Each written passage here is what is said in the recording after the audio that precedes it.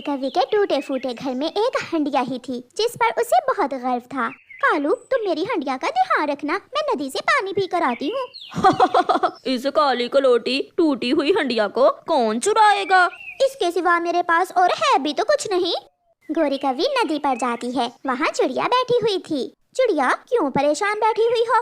गोरी बहन, आज शाम मेरी माँ आ रही है। मैंने सोचा था माँ के लिए खिचड़ी बनाऊंगी, मगर मेरे पास दाना भी है, चावल भी है, दाल भी सब है, मगर खिचड़ी बनाने के लिए हंडिया नहीं है। हंडिया? इसमें क्या दिक्कत है? चिड़िया, तुम मेरी हंडिया ले लो। मेरे पास हंडिया है मगर ना दाना है, ना दाल है, ना चावल, ना घी, कुछ भी तो नहीं है मेरे पास। तुम ऐसा करना, आधी खिचड़ी मुझे दे देना और मेरी हंडिया लेकर उसमें बना लो खिचड़ी। चिड़िया खुश हो जाती है और गोरी के साथ उसके घर जाती है। चिड़िया, ये लो हंडिया, अब मेरे हिस्से की खिचड़ी मुझे दे जाना, भूल ना जाना चिड़िया। हाँ गोरी, मुझे याद है, मैं आपके हिस्से की खिचड़ी आपको दे दूंगी। अब मैं ये हंडिया ले जाऊं? हाँ हाँ, ले जाओ। चिड़िया गोरी कवि की हंडिया अपने घर ले जाती है और उस हंडिया में अपनी माँ के लिए खिचड़ी बनाने लगती है। मम्मा, नानो कब आएंगी? जाओ और जाकर बड़े पेड़ पर बैठकर देखो नानो को। गुड़िया खुशी खुशी जाकर बड़े पेड़ पर बैठ जाती है। थोड़ी देर बाद गुड़िया की नानो भी आ जाती है। नानो, नानो, मैं यहाँ हूँ। अपनी नानो को साथ लेकर गुड़िया खुशी खुशी घर आ जाती है। माँ, कैसी हैं आप? सफर कैसा गुजरा आपका? मैं ठीक हूँ और सफर भी ठीक था बेटी। आप ये खिचड़ी खाएं, मैंने अपने हाथों से बनाई है आपके लिए। फिर नानो अपना थैला खोलती है और एक सुंदर सी डोल गुड़िया को देती है। ये डोल बहुत सुंदर है नानो। और एक नई स्टील की हंडिया निकालकर अपनी बेटी रानो को देती है। बेटी, ये हंडिया लाई हूँ मैं आपके लिए। मुझे पता है आपके पास हंडिया नहीं थी, इसलिए मैंने ये आपके लिए खरीदी। माँ, एक माँ को अपने बच्चों की जरूरतों का कितने अच्छे से पता होता है, चाहे बच्चे बड़े भी हो जाएं। बच्चे जितने भी बड़े हो जाएं, माँ बाप के लिए बच्चे ही रहते हैं बेटी। फिर वो सब मिलकर खिचड़ी खाते हैं। गुड़िया बेटी, आप नानो से बातें करो और मैं गोरी कवि की हंडिया उसे वापस करके आती हूँ। थोड़ी खिचड़ी हंडिया में डालकर मम्मा चिड़िया अपने घर से निकलती है। गोरी बहन, ये ले, मैं आपके लिए खिचड़ी ले आई हूँ। मैं अभी से निकाल लेती हूँ। फिर गोरी कवि हंडिया से खिचड़ी निकाल लेती है। अब मैं जाती हूँ। रुको चिड़िया, तुम ये हंडिया ले जाओ। तुम्हारी माँ जब तक है, कुछ ना कुछ तो बनाना पड़ेगा ही तुम्हें। नहीं गोरी बहन, अब मुझे इसकी जरूरत नहीं है। मेरी माँ मेरे लिए एक स्टील की बड़ी हंडिया ले आई है। ऐसा कहते हुए चिड़िया वहाँ से चली जाती है। इस चिड़िया की माँ ने तो सारा काम ही गड़बड़ कर दिया। कालू, ओए कालू, ये लो खिचड़ी खा लो। कालू और गोरी दोनों खिचड़ी खाते हैं। गोरी, अगर मैं चिड़िया की हंडिया चुराकर नदी में फेंक दूं, तो वो फिर से हमारे घर हंडिया लेने आएगी और हमें फिर से खिचड़ी मिलेगी। कालू, कालू तुम तो बहुत तेज हो। फिर जैसे ही रात होती है, कालू कौवा चिड़िया के घर जाता है और चिड़िया की नई हंडिया चुरा लेता है। कालू कौवा सीधा नदी की तरफ जाता है और चिड़िया की हंडिया नदी में गिरा देता है। अब तो आएगी, अब तो चिड़िया गोरी से हंडिया मांगने जरूर आएगी। सुबह हो जाती है। गुड़िया की नानो चली जाती है। मम्मा चिड़िया जब रसोई में देखती है तो वहाँ उसकी नई हंडिया नहीं थी। गुड़िया, गुड़िया बेटी, यहाँ मैंने कल हंडिया रखी थी, वो नहीं है। मम्मा, जो नानो लाई थी। हाँ हाँ गुड़िया। मम्मा, मुझे क्या मालूम। मम्मा चिड़िया रोने लग जाती है। कोई चोर मेरी माँ की लाई हुई हंडिया चुरा कर ले गया। बहुत जालिम है इस जंगल के पक्षी, घर से हंडिया तक चुरा लेते हैं। फिर शाम को जब गुड़िया की मम्मा ने खाना बनाना होता है तो वो फिर से गोरी कवि के पास जाती है। गोरी, गोरी बहन, मुझे अपनी हंडिया तो दे दो। चिड़िया, तुम्हारी माँ जो हंडिया लाई थी वो कहाँ गई? वो हंडिया कोई चुरा कर ले गया। मैंने तो एक दिन भी उस हंडिया में खाना नहीं बनाया था। चिड़िया, चिंता न करो, ये हंडिया भी तुम्हारी ही है। बस अपना वादा याद रखना, जो भी खाना इस हंडिया में बनाओ मुझे मेरा हिस्सा दे जाना। फिर चिड़िया वो हंडिया ले जाती है और खाना बनाती है। अभी खाना पूरा नहीं बना था कि गोरी कवि आ जाती है। चिड़िया, चिड़िया कितनी देर है अभी? गोरी बहन, अभी तो खाना बना ही नहीं है और तुम लेने भी आ गई हो। मैं थोड़ा इंतजार कर लेती हूँ। चिड़िया, ऐसा करना, खाना बनाकर मेरी हंडिया अच्छे से धो देना। चिड़िया को गोरी कवि पर बहुत गुस्सा आ रहा था, मगर वो क्या करती, उसने गोरी कवि की हंडिया जो ली हुई थी, इसलिए वो चुप रहती है। खाना बन जाता है और गोरी कवि आधा खाना लेकर चली जाती है। पागल चिड़िया, ये नहीं जानती कि उसकी नई हंडिया हमने ही चुराई है। चुप चुप कर जाओ कालू, कोई सुन ना ले। मुफ्त में भोजन मिल रहा है, मजे करते हैं। दूसरे दिन चिड़िया पहाड़ों की तरफ जा रही थी कि बूढ़ी फाख्ता खाना बना रही थी। चिड़िया उसके पास जाती है।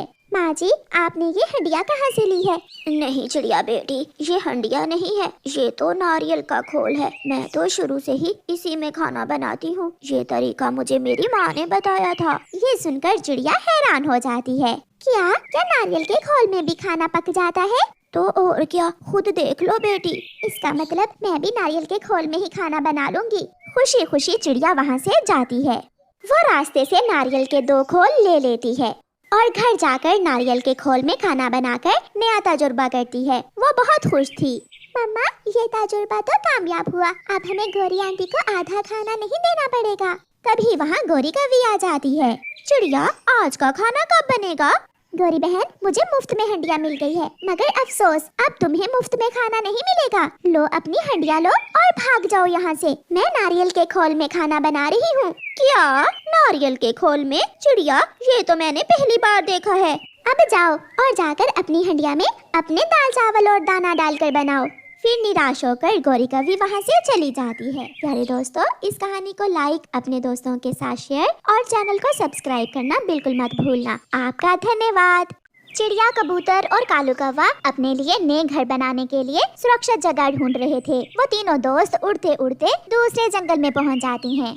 उन्हें उस जंगल में एक पेड़ पर एक बूढ़ी फाख्ता बैठी हुई दिखाई देती है। वो तीनों दोस्त वहाँ जाते हैं। माँ जी, हम तीनों दोस्त दूसरे जंगल से आए हैं। हम यहाँ अपना अपना घर बनाना चाहते हैं। हमें कोई सुरक्षित जगह बताएं। बच्चों, आप यहाँ से उस तरफ जाएं। वहाँ नदी से थोड़ी दूर 3 पेड़ हैं, जिनके पास 3 घर बने हुए हैं। आप तीनों उन 3 घरों में से एक एक घर लेकर उसमें रह सकते हो। अब तो हमें घर बनाने की भी चिंता नहीं है, हमें घर बने बनाए ही मिल गए। वो तीनों दोस्त खुशी खुशी वहाँ चले जाते हैं। 3 पेड़ और 3 घर थे। उनमें से 2 पेड़ तो हरे भरे थे और उन पर फल भी लगे हुए थे, मगर एक पेड़ सूखा हुआ था, जिस पर तो कोई पत्ता भी नहीं था।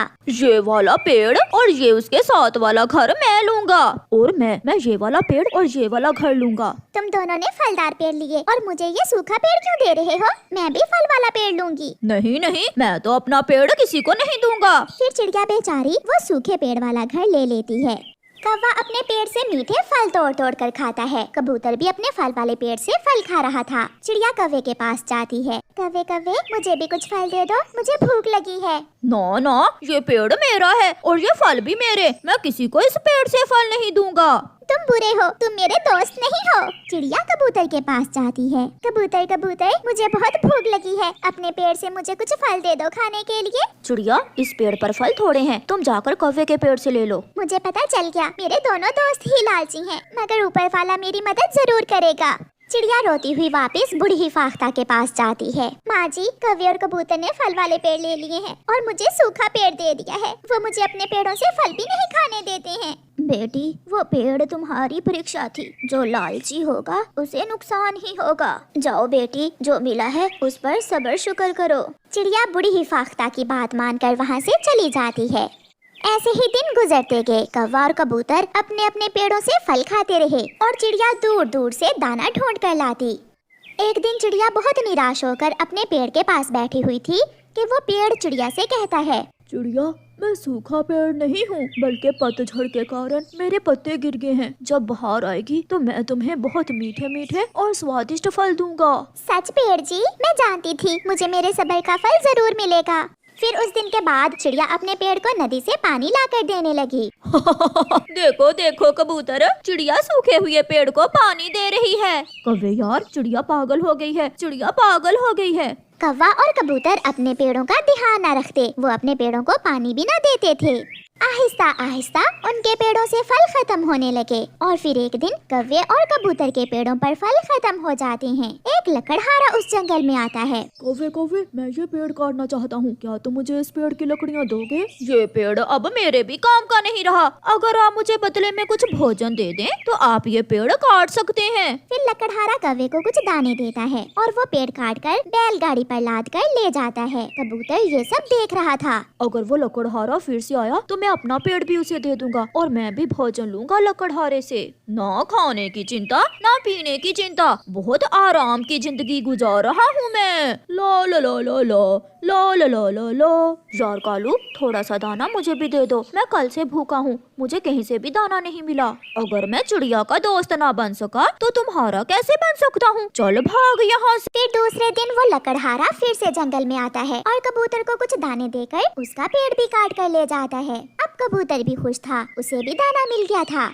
मगर चिड़िया अभी तक दाने के लिए बहुत मेहनत कर रही थी। वो पहले अपना दाना ढूंढ कर लाती और फिर अपने पेड़ को पानी देती। चिड़िया चिड़िया, इन बुरे पक्षियों की तरह तुम भी मुझे काट ना देना। आप देखना, एक दिन मैं आपको आपकी मेहनत का सिला जरूर दूंगा। ऐसे ही दिन गुजरते गए और आहिस्ता आहिस्ता कौवे और कबूतर के पास जितना भी भोजन था वो खत्म हो जाता है। मौसम भी बदल गया था, बहार आ रही थी। चिड़िया के पेड़ में भी जान आने लगी थी। उस पर छोटे छोटे पत्ते और कलियां लगने लगी थीं, जिन्हें देखकर चिड़िया बहुत खुश थी। देखो देखो, सब देखो, मेरा पेड़ भी हरा भरा होने लगा है। अब वो दिन आगे हैं चिड़िया, जब लालची पक्षियों को सजा मिलेगी और तुम्हें तुम्हारी मेहनत का सिला मिलेगा।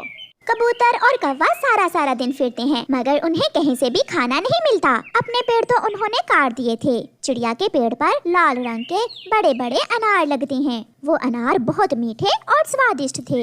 यार कबूतर, तुम जाओ चिड़िया के पास और उसे एक अनार लेकर आओ। चिड़िया मुझे तो अनार देगी नहीं। जैसी करनी वैसी भरनी, अब चिड़िया हमें कुछ भी नहीं देगी, मगर मैं जाता हूँ।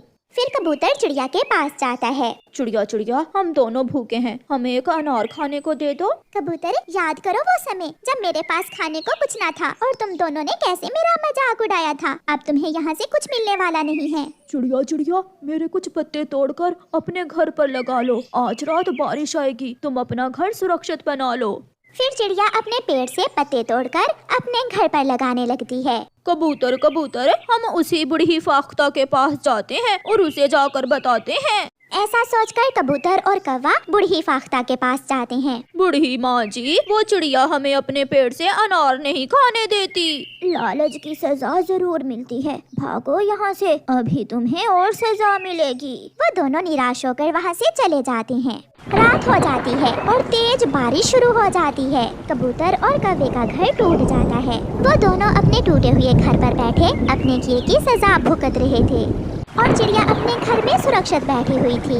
कौवे, अगर उस दिन हमने लालच ना किया होता और अपने पेड़ काट कर उस लकड़हारे को ना दिए होते तो आज हम ऐसे बारिश में ना भीग रहे होते। हाँ यार कबूतर, इसलिए तो कहते हैं कि लालच बुरी बला है।